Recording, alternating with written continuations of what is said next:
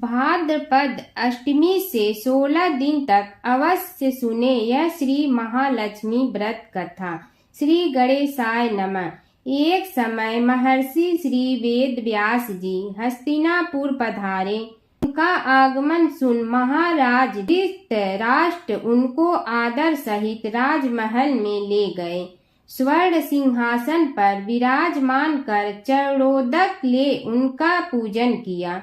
श्री व्यास जी से माता कुंती तथा गांधारी ने हाथ जोड़कर प्रश्न किया, हे महामुनि, आप त्रिकालदर्शी हैं, अतः आपसे हमारी प्रार्थना है कि आप हमको कोई ऐसा सरल व्रत तथा पूजन बताएं जिससे हमारा राज्य, लक्ष्मी, सुख संपत्ति, पुत्र पौत्रादि व परिवार सुखी रहे।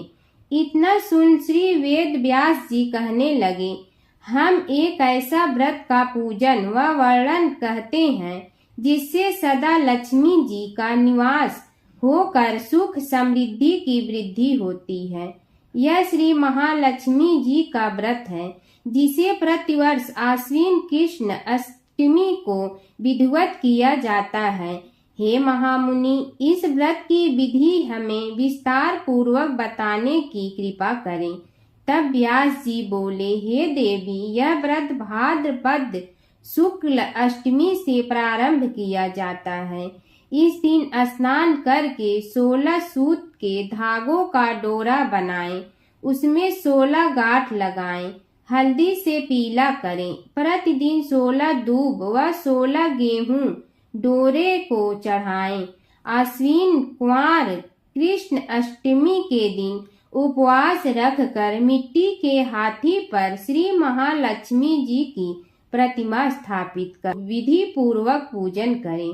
इस प्रकार श्रद्धा भक्ति सहित महालक्ष्मी जी का व्रत पूजन करने से आप लोगों की राज्य लक्ष्मी में सदा अभिवृद्धि होती रहेगी। इस प्रकार व्रत का विधान बताकर श्री वेद व्यास जी अपने आश्रम को प्रस्थान कर गए। इधर समयानुसार भाद्रपद शुक्ल अष्टमी से गांधारी तथा कुंती अपने अपने महलों में नगर की स्त्रियों सहित व्रत का आरंभ करने लगी। इस प्रकार 15 दिन बीत गए। 16वें दिन आश्विन कृष्ण अष्टमी के दिन गांधारी ने नगर की सभी प्रतिष्ठित महिलाओं को पूजन के लिए अपने महल में बुलवा लिया। माता कुंती के यहाँ कोई भी महिला पूजन के लिए नहीं आई। साथ ही माता कुंती को भी गांधारी ने नहीं बुलाया। ऐसा करने से माता कुंती ने अपना बड़ा अपमान समझा।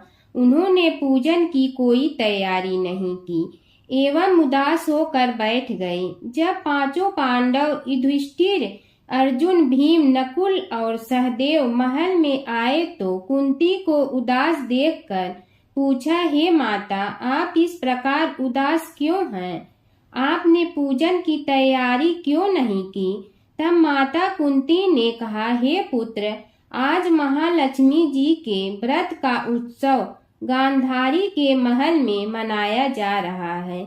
उन्होंने नगर की समस्त महिलाओं को बुला लिया और उसके 100 पुत्रों ने मिट्टी का एक विशाल हाथी बनाया, जिस कारण सभी महिलाएं उस बड़े हाथी का पूजन करने के लिए गांधारी के यहाँ चली गईं, लेकिन मेरे यहाँ नहीं आई।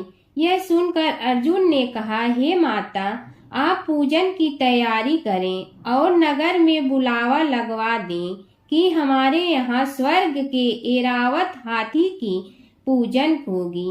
इधर माता कुंती ने नगर में ढिंढोरा पिटवा दिया और पूजा की विशाल तैयारी होने लगी। उधर अर्जुन ने बाण के द्वारा स्वर्ग से ऐरावत हाथी को बुला लिया।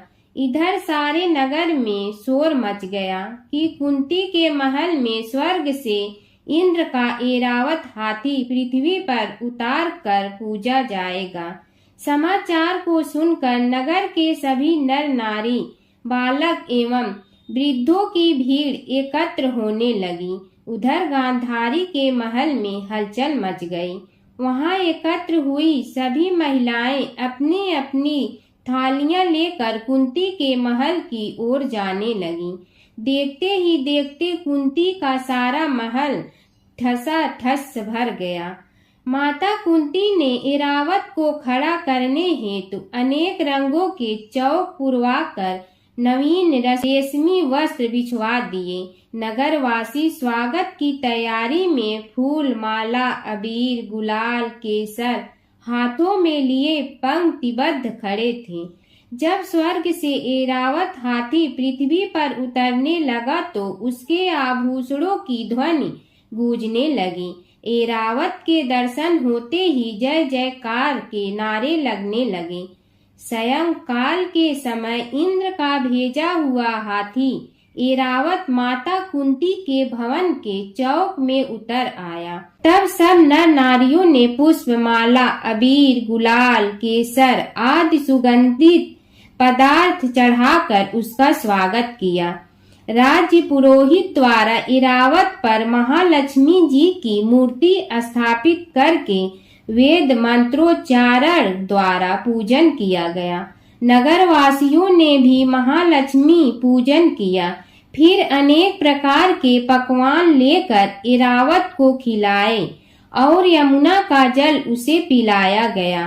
राज्य पुरोहित द्वारा स्वस्ति वाचन करके महिलाओं द्वारा महालक्ष्मी का पूजन कराया गया।